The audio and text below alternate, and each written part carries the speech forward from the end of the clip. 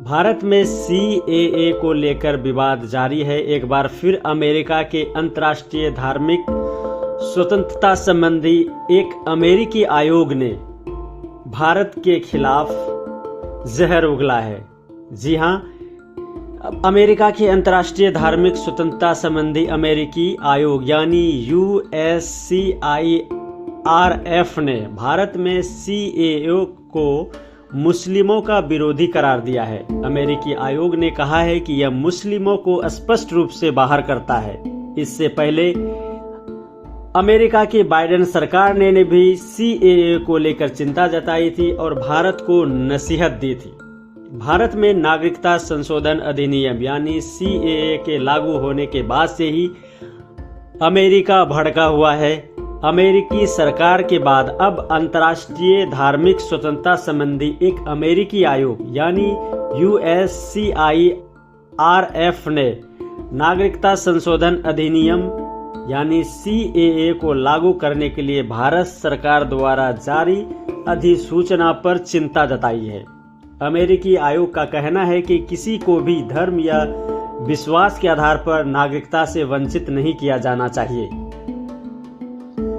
विवादास्पद नागरिकता संशोधन अधिनियम 2019 यानी CAA के कार्यान्वयन के नियमों को इस महीने की शुरुआत में ही अधिसूचित किया गया था, जिससे पाकिस्तान, बांग्लादेश और अफगानिस्तान से दस्तावेज के बिना भारत आए गैर मुस्लिम प्रवासियों को नागरिकता देने का प्रावधान किया गया है। USCIRF के आयुक्त स्टीफन स्नैक ने जारी एक बयान में कहा है कि समस्याग्रस्त CAA पड़ोसी देशों से भागकर भारत में शरण लेने आए लोगों के लिए धार्मिक अनिवार्यता का प्रावधान स्थापित करता है। स्नैक ने कहा कि CAA हिंदुओं, पारसियों, सिखों, बौद्धों, जैनियों और ईसाइयों के लिए तुरंत नागरिकता का मार्ग प्रदान करता है, लेकिन इस कानून के दायरे से मुसलमानों को स्पष्ट रूप से बाहर रखा गया है। आलोचकों ने अधिनियम से मुसलमानों को बाहर रखने को लेकर केंद्र सरकार पर सवाल उठाया है, लेकिन भारत ने अपने कदम का मजबूती से बचाव किया है।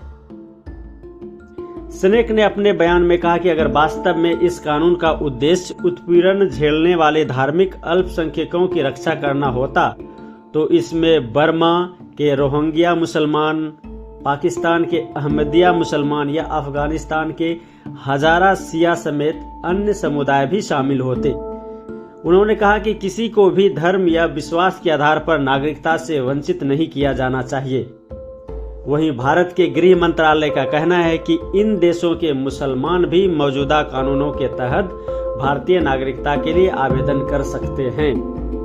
इस बीच भारत और भारतीय समुदाय से संबंधित नीतियों का अध्ययन और विश्लेषण कर उनके बारे में जागरूकता फैलाने वाले foundation for India and Indian diaspora studies यानी FIIDS ने कहा कि CAA के तथ्यात्मक विश्लेषण के अनुसार इस प्रावधान का उद्देश्य भारत के 3 पड़ोसी इस्लामिक देशों के प्रताड़ित धार्मिक अल्पसंख्यकों को नागरिकता प्रदान करना है।